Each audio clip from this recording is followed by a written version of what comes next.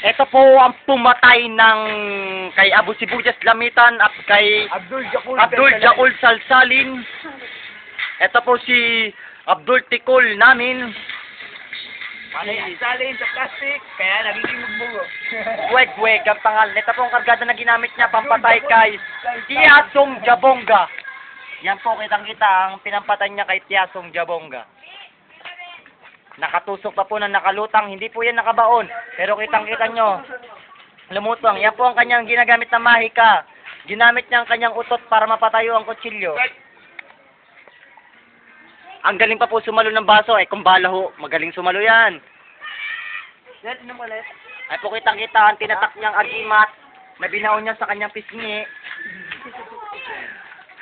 Gago, bangaw yan, nahuli niya. Ilaon! Pinagdala ng kamay, you know? Shot di. Pinagdala ng kamay sa kapa, tapos pinapitan ka, no? Bakpak at balaybo na po natira. No.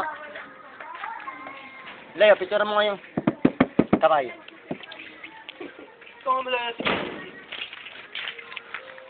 La.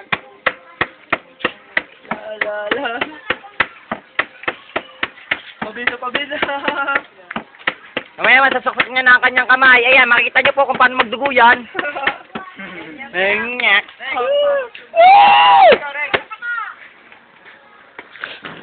Nakatakot yung mabilis eh.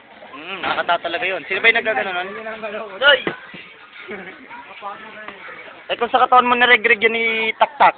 Oh, ito yung kamay ko. Sige, papayag ako. Oh, lay.